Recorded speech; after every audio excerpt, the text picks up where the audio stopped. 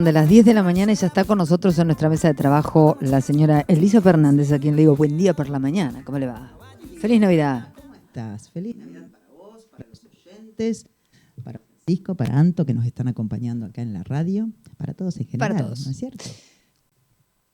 Me acaba de decir recién, al estilo Elisa, fondos coparticipables, no se puede no tocarlos. Dije, sí, bueno, vamos a hablar de los fondos coparticipables. Bueno, no, hoy hablábamos de, creo que el tema saliente, sin lugar a dudas, de esta semana, de la semana pasada, fue una sorpresa el tema de el anuncio de que no se iba a cumplir con lo que había decretado la Corte Suprema de Justicia de la Nación. Vamos a hacer un poquito de historia para contextualizar esto. Nosotros tenemos una ley de coparticipación. La ley de coparticipación federal. ¿Qué es eso? Es que, de acuerdo a la Constitución Nacional, artículo 75, inciso 2, el Congreso es el que crea los impuestos nacionales que debe cobrarlos la Nación para luego distribuirlos entre las distintas provincias de acuerdo a una ley que se va a legislar, que se va a crear, que se creó en definitiva en 1988. La ley 23.548 de coparticipación, donde se estableció en 1988. Antonio Cafiero era en ese momento el jefe del PJ, Menem todavía no le había ganado la interna, y estaba en el gobierno Alfonsín. Ahí hicieron una ley, se pusieron de acuerdo todas las provincias. ¿Unidas del Sur?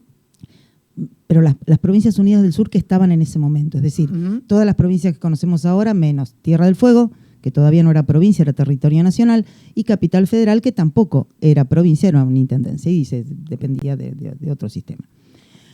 En esas condiciones, de acuerdo a la densidad de población, de acuerdo a la cantidad de habitantes y de acuerdo a la brecha de desarrollo, que fue algo medio extraño, pero bueno, se pusieron de acuerdo de qué porcentaje de esos fondos coparticipables, de ese dinero, de esa masa de dinero de impuestos nacionales, como son el IVA, ganancias, bienes personales, etcétera, combustibles, qué parte le iba a cada provincia. O sea, de esos 100 pesos, suponete, sí, ¿no? que eran de impuestos, suponete del IVA o de ganancias, de esos 100 pesos iban 60 a todas las provincias y 40 se quedaba la nación. Y un 1% iba para otro lado, bueno, en números globales, ¿no?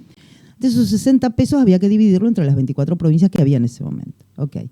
Se dividió de acuerdo a algún criterio. Cafiero, que estaba peleado en ese momento con Menem y estaba ahí discutiendo, le dio un poco menos a La Rioja, pero quedaron los montos establecidos. El 20% fue para Buenos Aires y así el 9% para Santa Fe aproximadamente, el 9% para Córdoba, de acuerdo a los distintos elementos.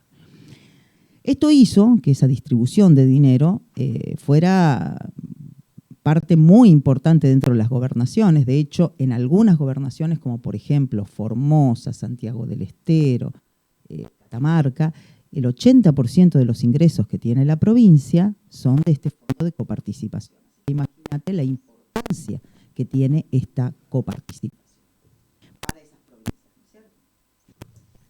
Llega un momento, se empiezan a distribuir estos fondos, aparece Tierra del Fuego y Capital Federal como provincias, digamos, ¿no? Que tenían que formar parte de esta coparticipación, y se saca el porcentaje para Tierra del Fuego y para Cava, se saca de los fondos que le correspondían a la nación, para no tocar los porcentajes de las otras provincias y que nadie se enoje. De hecho, entre paréntesis, el tema de la coparticipación es un tema que está muy mal distribuido, es decir, claramente, los porcentajes son un desastre. Pero ¿qué pasa? Por la Constitución Nacional, este artículo que yo te decía, todas las provincias tienen que estar de acuerdo para hacer una nueva ley de coparticipación donde se ajusten estos porcentajes, cosa que no puede pasar. O sea, ¿cómo vamos a ponernos de acuerdo todas las provincias? Es imposible. O sea, todas las legislaturas provinciales tendrían que estar de acuerdo. ¿Y qué provincia va a votar, por ejemplo, en disminuirle su porcentaje? Nadie, ninguna. Bueno, entonces hay un problema ahí que está latente en la Constitución Nacional del 95. Se dijo que había un año y medio, un par de años para sacar la nueva ley. Estamos todavía con la del 88 porque no hay forma. Lógico. Ok. A partir de ese momento, cada gobierno, por distintos motivos, se produjeron dos en realidad, han modificado estos porcentajes. El primero que lo modificó fue en el 92, cuando, no sé si recordás que se crearon las AFJP.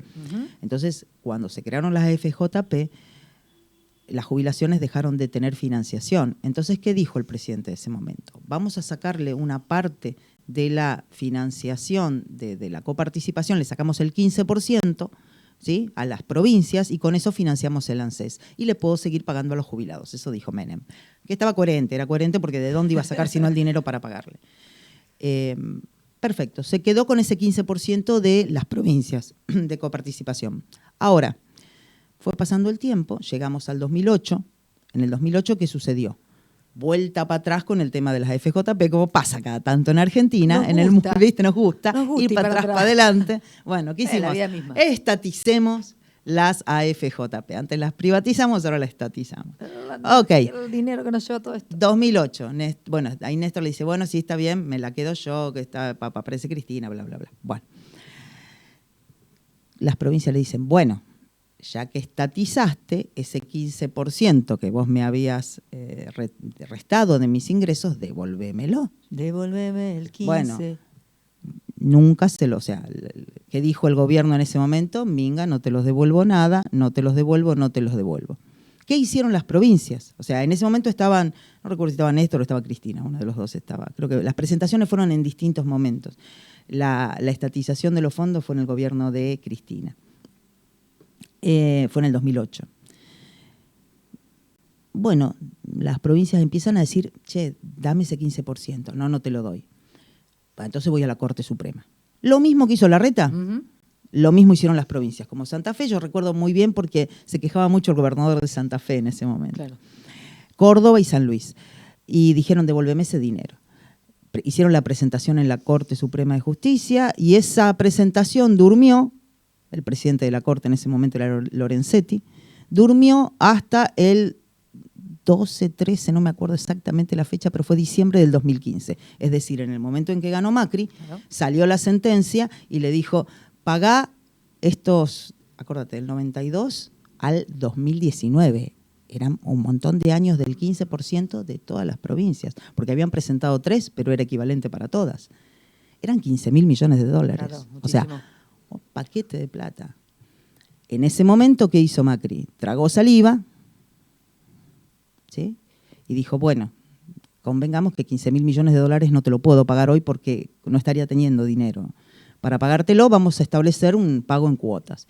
Y después se hizo el pacto fiscal. No sé si te acordás que en el verano ese estuvieron reunidos con los gobernadores justamente tratando de acordar con todos los gobernadores, no solamente los 3 que habían hecho la propuesta, sino con todos los gobernadores cómo se iba a pagar ese monto de dinero que era un paquete de plata.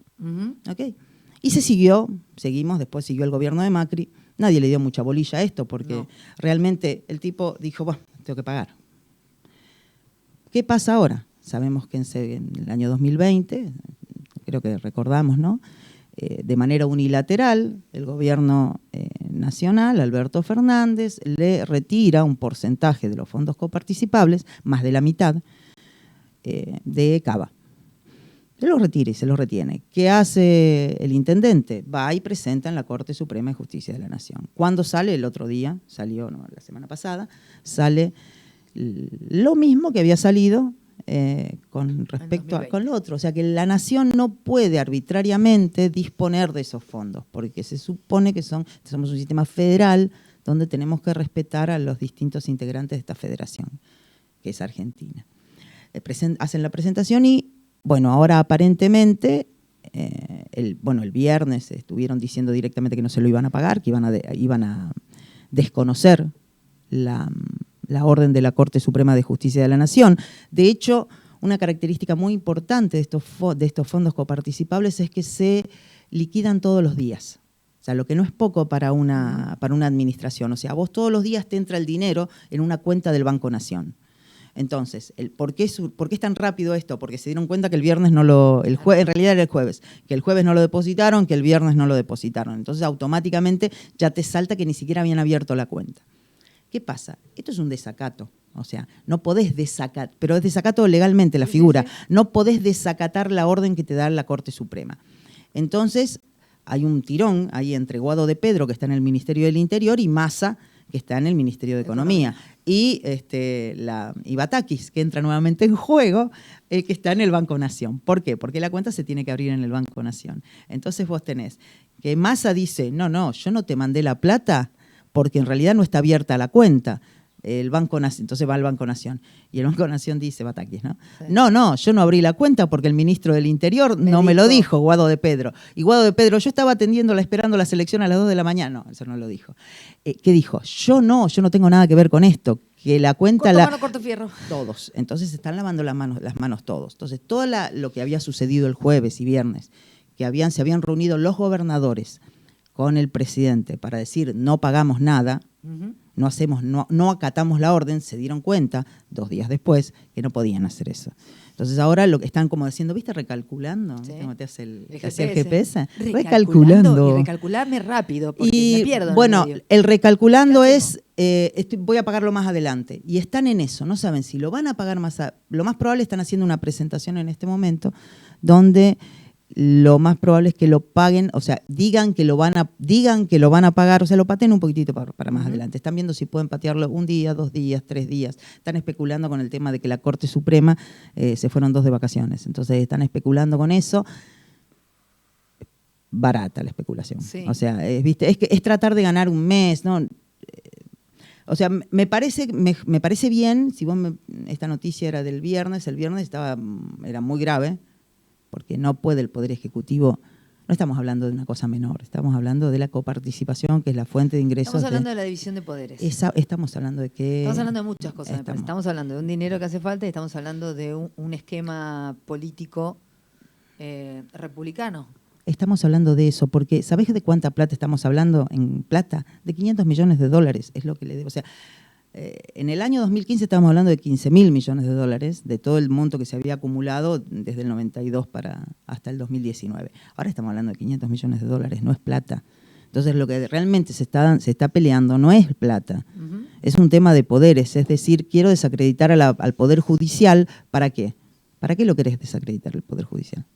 Para favorecer a una situación puntual de una persona, es un absurdo. O sea, poner en tela de juicio. Digamos, se liga todo esto con, digamos, hay una parte grande de la sociedad que liga toda esta movida de Alberto Fernández con una cuestión política que tiene que ver con Cristina. Y sin lugar a dudas, sino ¿qué lógica tiene? Te estoy hablando de 500 millones de dólares, no es nada. Que ni siquiera son dólares, son pesos. Porque no es que le tenés que entregar dólares a Larreta. A Larreta. Y que tampoco es a Larreta, es a la capital federal, porque estaría buenísimo que saquemos un poco... Los colores políticos. Porque estamos hablando de la capital federal. Y cuando hablamos de romper el sistema jurídico, estamos hablando de romper el sistema jurídico de todos los argentinos, peronistas, no peronistas. Yo tengo una pregunta, ¿no? Que hay mucha gente que se la está haciendo, Eli. No es que, mucho más allá de todo lo que estás diciendo, lo más básico sería esto que te planteo yo. Y como estamos muy básicos, a lo mejor entra esta manera de verlo, más allá de todo lo que está en juego con este movimiento, ¿no es también la necesidad urgente de Fernández de tener un poco de plata? De tener plata para... La campaña. Pero es poca plata. O sea, poner en juego la división de poderes por 500 millones de pesos que los están emitiendo en LELIC como si nada. O sea, es poco dinero, es dinero, ¿está bien? Pero para lo que se está emitiendo para cubrir intereses de las LELIC por el déficit fiscal que viene arrastrando, es nada. En realidad no es por plata, para mí no es por plata, para mí es simplemente para decir, bueno, aprovechemos esta situación para el tema de desacreditar a la Corte Suprema. No es por monto de dinero, ¿entendés? O sea, porque te estoy hablando que es poco. O sea, no, es mucho, pero es poco.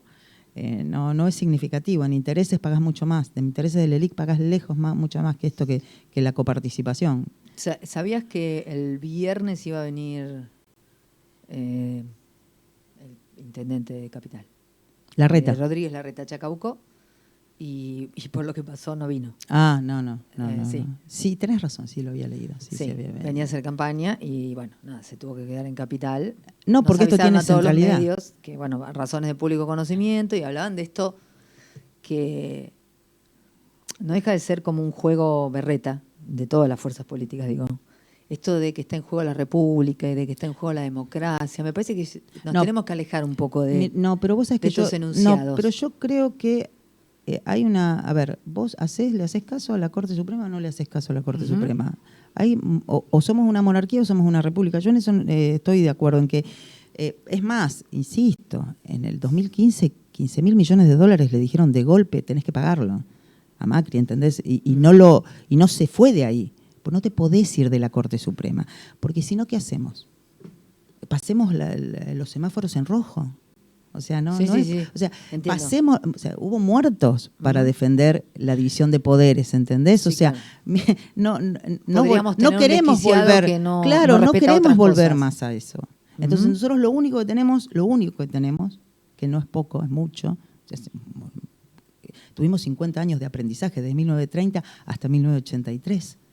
A la nación argentina, a la República Argentina, le costó 50 años de aprendizaje, entender que es mejor tener 3 poderes y no uno solo.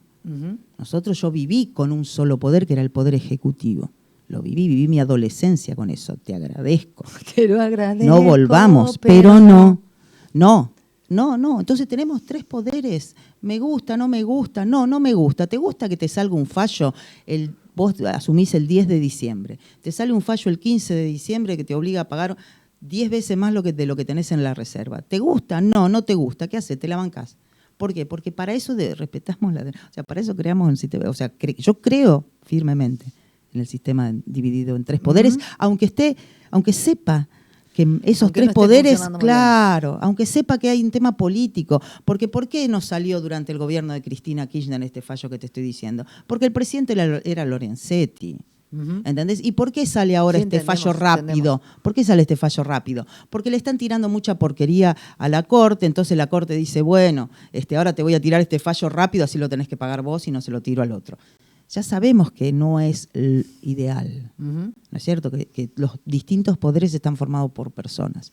Pero déjame para mí, yo habiendo vivido el otro, gracias al DNI que tengo, pero habiendo vivido el otro, te agradezco. Entonces, no me parece poca cosa. O sea, a mí me parece... Es más, lo hablábamos hasta con mi marido. Mira que a mi marido le importa 3 velines, pero a mí me tiene gusta la misma ponerlo edad, arriba de la mesa porque, bueno, es algo a lo que se va permanentemente y creo que también se habla desde un lugar muy de concepto y no de realidad, como lo estás planteando vos. Sí, yo lo veo como que a mí mis derechos se los llevaron puestos cuando yo era adolescente. No, yo no tenía derecho a nada en el secundario, pero nada. No tenía derecho a quejarme porque a una compañera le ponían una amonestación por llevar un pantalón azul oscuro en lugar de azul claro. Yo no tenía derecho. El celador venía y me decía, ustedes son el último orejón del tarro, así directamente. Y yo, sí señor. Eso eran los militares. Eso era cuando no tenías un Estado de Derecho. Y a mí me parece que avanzamos. A nadie se le ocurre, gracias a Dios, hoy decir, vos sabés que va a venir uno que me va a solucionar todos los problemas, porque eso era lo que se pensaba en ese momento. Sí. Y aparte el Estado de Derecho implica un montón de decisiones que no nos gusten. No, totalmente. Y de tener que aguantar gente que vos decís, este es un ser humano que la verdad bastante que no me gusta, pero bueno, tenemos que buscar un equilibrio. O sea, y yo creo que la mejor forma de gobierno y la más... la que nos puede llevar a mejores resultados a largo plazo es la de la República, con 3 gobiernos. Si no, ¿qué tendríamos? ¿Una justicia para algunos sí, para otros no? Aunque a veces haya una... A ver, y vos me decís, pero Elisa, la justicia no es justa para todos. Sí, no, por supuesto. Si yo tengo dinero y puedo pagar un mejor abogado, seguramente yo voy a tener mucha mejor justicia que un pobre que no tiene para pagar un abogado y tiene que conformarse con el abogado del Estado. Por supuesto. Pero es lo mejor que conozco. O sea, no conozco otra... Igual la tenemos que mejorar. ¿Estarás de acuerdo conmigo? Pero vos sabés lo que hablábamos el otro día. Yo creo que primero tenemos que terminar con lo burdo para después ir por lo fino. Si no terminamos con lo burdo, es decir, si no puede ir presa una persona que directamente tira bolsos de dinero y armas a un convento... Si no va preso ese, ¿cómo va a ir preso el tipo que hace una elusión fiscal y que se gana la misma cantidad de dinero, pero a través de un sistema financiero? Porque primero tenemos que meter preso al que es burdo, después vamos por el otro. Si vos te crees que yo no quiero ir por el otro, yo quiero ir por el otro. Pero si no puedo poner preso si no puedo poner a este que te está con todos los deditos, ¿qué hago? Y esto es lo mismo. Entonces hay ciertos límites. Yo el semáforo rojo. Y después lo que genera el tema, otro tema que no es menor, no, pero que está relacionado, otro tema. El capitalismo, que es el sistema económico triunfante en el mundo, ¿estamos de acuerdo? Sí, claro. El comunismo, que era el otro sistema, fracasó. De hecho, hasta los países comunistas, desde lo político, son capitalistas desde lo económico. El sistema capitalista funciona con una premisa, pero la fundamental, que el Estado tiene que ser fuerte. ¿Pero sabés para qué? ¿Para qué? Para hacer respetar la institucionalidad. Es decir, que las normas de juego, que las reglas de juego, no se corren. ¿Sí? O sea, ¿sí? Entonces nosotros, por ejemplo, tenemos el Estado argentino tiene, por decirte algo, tiene deuda pública. Alguna de ellas responde a la Corte Suprema de Justicia de la Nación de Nueva York y otra a la Corte Suprema de Justicia de acá, de los tribunales de la Nación. De Capital Federal. Si el gobierno, el Poder Ejecutivo, no le hace caso a los fallos de la Corte, ¿me querés decir quién va a tomar deuda? Solo se la vas a poder encajar a la gente que vive acá, que no se puede ir de acá de manera compulsiva, que es lo que está sucediendo ahora en este momento, donde nadie nos presta. Primero porque el que nos presta lo insultamos, y ahora no estamos queriendo cumplir las normas, o sea, lo mismo que estamos estableciendo como norma. Entonces, esa seguridad jurídica otra vez se diluye, y de esa manera no vamos a poder tener inversiones, y todo lo que sabemos que nos va a generar, digamos, de manera negativa si generamos esta inseguridad jurídica, que me parece muy grave. Bien, no estamos siendo seguros en casi ningún aspecto. Y de inseguridad jurídica. No, pero mira, estamos siendo más seguros. ¿Viste la manifestación que hubo por los festejos de nuestro campeonato mundial? Uh-huh. Somos más seguros el pueblo sin seguro, o sea, sin Estado. Fíjate que hubo millones de personas en la calle, y si vos comparás lo que podría haber pasado con lo que pasó, te das cuenta que las personas sin control, o sea, Estado, no me ayudes más, te agradezco, porque viste que fue un descontrol. Descontrol en el sentido de que no se podía controlar. Sí, te entiendo. ¿Correcto? Pero sí, estoy de acuerdo con vos. No lo hablamos con nadie, pero... Y la gente dejó, o sea, cuidó lo que tenía que cuidar. Uh-huh. O sea, en realidad, a mí esa manifestación me dio la sensación, me dio una alegría. Claro. O sea, en realidad primero me dio un susto. Sí, a mí me en vivo y en mismo. directo yo estaba toda asustada. Digo, los matan. Sí. Los matan. Mis queridos compañeros que me han llevado al campeonato mundial, los matan sin querer. Les dan vuelta al colectivo. Mi hijo más grande me dijo, mamá, me miró así, mi mamá cuando vio cómo empezaba a andar el colectivo y la cantidad de gente que me dijo, mamá, va a haber muertos. Es que no, yo me asusté primero. Yo también. Y dije, mucho, ay. Mucho. Y después me alegré. Uh-huh. Porque si bien, venían, yo estaba en un consultorio y me decían, no, fíjate que robaron cubiertas y que rompieron. No, bueno, pero como dijo Pancho, los limados de siempre son los limados pero de siempre. Es los como limones. es como si Argentina era como si fuera esta mesa, la manifestación, y había esta virome, claro, que eran los ladrones. Tal cual.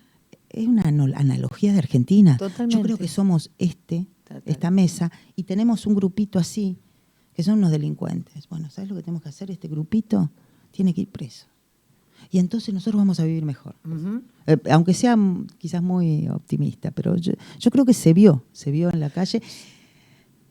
Y entonces, por favor, Estado Nacional, respetemos las normas. Uh-huh. O sea, por favor, estamos todos arriba de arriba de este barco, estamos los peronistas, los radicales, los del PRO, los socialistas, todos, los que no les importa la política, los limados, estamos todos, pero dejemos por querer favorecer o perjudicar. Quiero ver cómo lo perjudico al gobierno que viene el año que viene.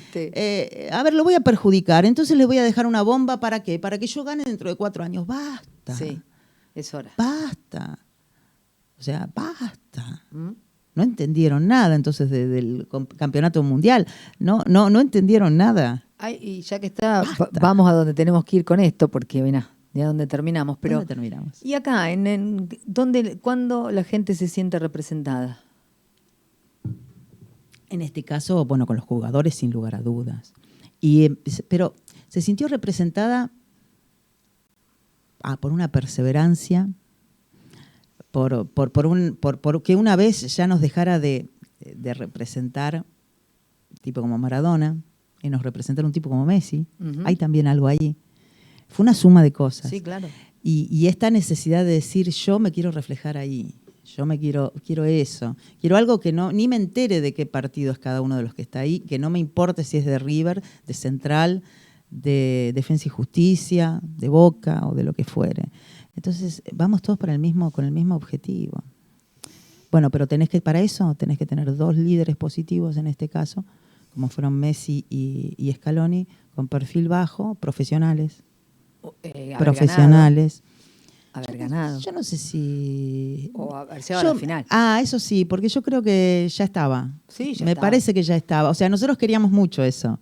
Pero me parece ya, ¿qué más le podías pedir? Sí, ya estaba. Habiendo llegado a la final ya Por estaba, eso, pero ya era un montón. Ya era un montón, ya estaba. Ya era un montón. Ya estaba. Quiero decir, estaba. tampoco estamos alejados de pretender, por suerte, ¿no? La sociedad argentina todavía pretende que nos vaya bien, porque si no estaríamos en la lona. Sí, por supuesto que sí. Y más allá de pretender que nos vaya bien, recibíamos de muy buen modo haber llegado a la final. Es que ser segundos es a mí me muy pasó bueno. algo bueno. con la alegría. ¿Qué pasa con la gente cuando quienes sienten que la representan les da alegría?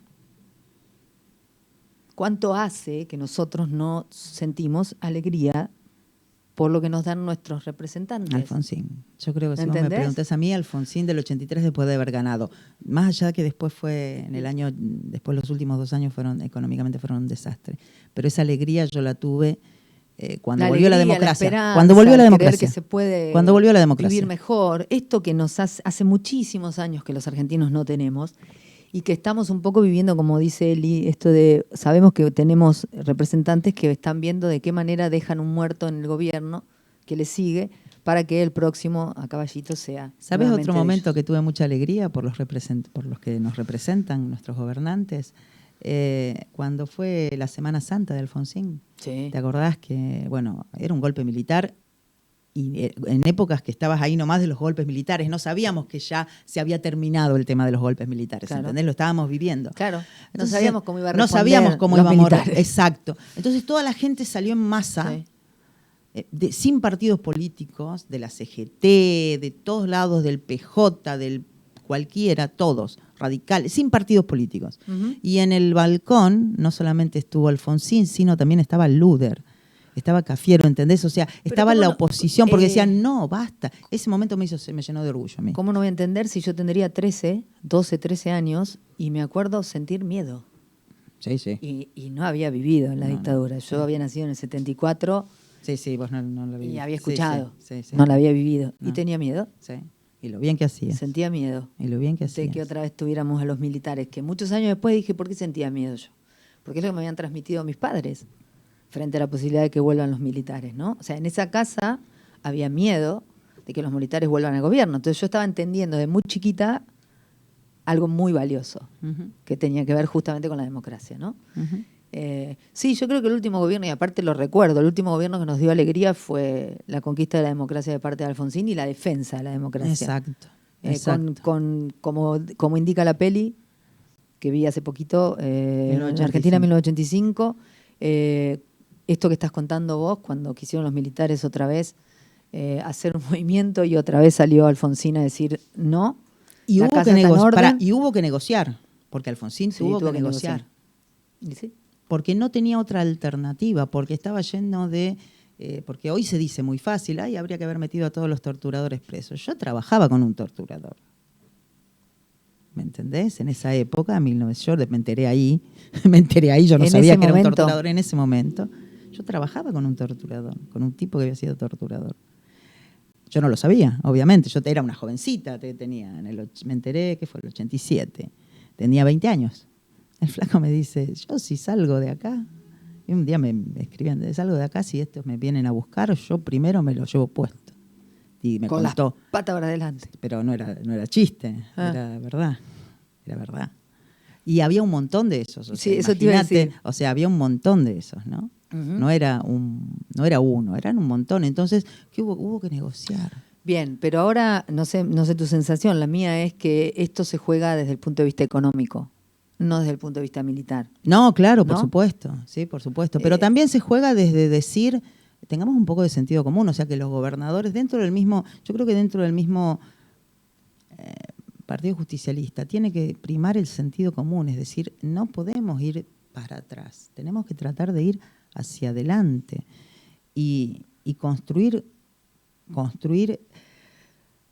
una república, pero no para decirlo como gran palabra república, no, o sea, como una democracia. Como un funcionamiento en sí. Claro, como una democracia, como un país que económicamente podemos salir adelante y no tenemos por qué estar pasando las penurias que estamos pasando en este momento, ¿entendés? Entonces, no dejemos de pensar de que le dejo la bomba para que le explote al otro. Ese pensamiento de rata. Sí, concuerdo. ¿Entendés? Es un pensamiento de rata. ¿Por qué no se puede juntar Massa? ¿Por qué tengo que pensar que es una utopía? Que llegado el momento se junte Massa como ministro de Economía, que llegue como ministro de Economía, se junte con el futuro ministro de Economía del partido del Juntos por el Acunza, no sé quién sea, el que sea, diga, bueno, ¿cómo hacemos la transición? Porque estamos todos, o sea, somos todos los argentinos acá adentro. Parece un lugar común, pero somos todos los que estamos acá.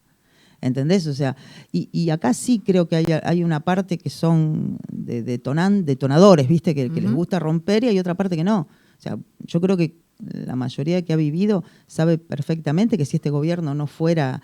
O sea, no es casualidad que Macri haya sido el primer gobierno no peronista que haya terminado su mandato. No es casualidad. ¿En qué radica que haya gente que quiera esta transición democrática y de alto valor republicano y quien diga más, sí, que se pudra todo?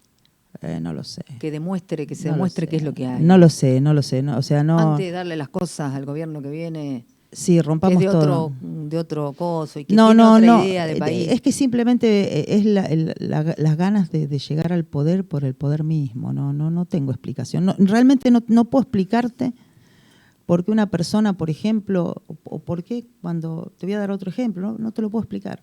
El gasoducto que es importantísimo, el Néstor Kirchner, ya estaba licitado en el año 2019. O sea, ya estaba preparada la licitación para hacerlo todo. Lo único que tenían que hacer es ejecutar esa licitación. No, como la había armado el gobierno de Macri, entonces se durmió. Se agarró esa licitación y se mandó a un cajón. Y quedó 2 años durmiendo y se anuló. Y tuvieron que hacer una nueva, que es la que conocemos, que empezó este año, y no vamos a llegar a junio del año que viene, el invierno que viene, no va a estar el gasoducto. ¿Por qué?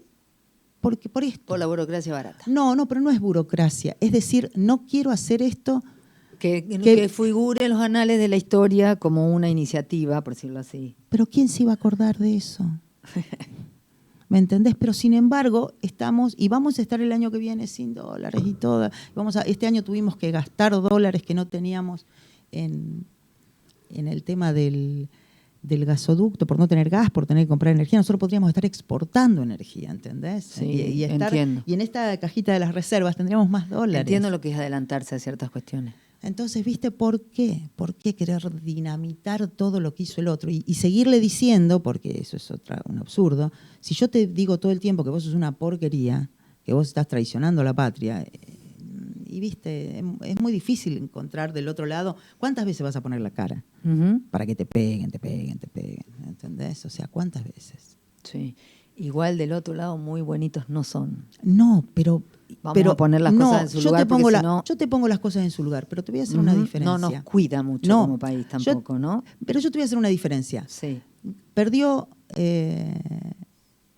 las PASO Macri, se tuvo que era muy liberal, entonces tuvo que cambiar de ministro de Economía, lo puso a la Cunza, que era el ministro de la provincia, de María Eugenia Vidal, que era un tipo menos liberal.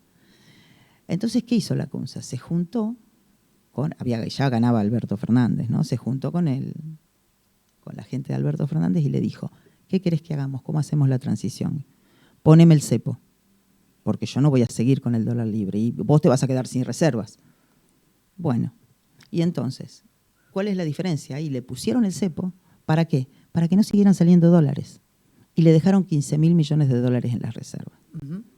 No es lo mismo dejarle 15.000 millones de dólares en la reserva, que es lo que hizo el gobierno de Macri, que no es santo de mi devoción, pero es lo que hizo, es la realidad, que cuando, por ejemplo, se fue Cristina, le dejó $100 en las reservas y dólar futuro por 5.000 millones de dólares Está más. bien, No es lo mismo, ¿me entendés? Yo te entiendo, es como si Eli, yo te dejo, viste, la pero puerta detonada. Está bueno que pongamos, porque es que de alguna manera también estamos representando un montón de gente que nos está escuchando, que pongamos también las cosas sobre la mesa. Y yo te digo, bueno, listo. Macri nos dejó 15 millones de dólares. 15.000 millones de 15 dólares, millones de dólares en la reserva, pero también nos dejó una deuda frente al Fondo Monetario Internacional que la íbamos a tener que pagar con eso que nos dejó. De 45.000 millones de dólares, y en lo que va del gobierno en estos 3 años se tomaron deuda en pesos por 70.000. Sí, no, bueno, lo que se hizo en los últimos. Bueno, sí. y bueno, No, pero sí. A ver. Pero es una sucesión de hechos bochornosos. Pero viste que yo te conté que, por ejemplo, tuvieron que pagar 15.000 millones de dólares de los fondos coparticipables. Bueno, también esa plata de algún lado tiene que salir. O sea, de algún lado tiene que salir. Si vos me preguntás, o sea, yo siempre vos viste que yo siempre te digo, para mí es algo que es muy, muy burdo, con algo que es un poco más ordenado. Tiene grises, por supuesto. ¿Te gustan esos grises? No. Pero lo otro es un descontrol. O sea, decir directamente, la Corte Suprema de Justicia, yo no le hago caso, no sé, no me parece.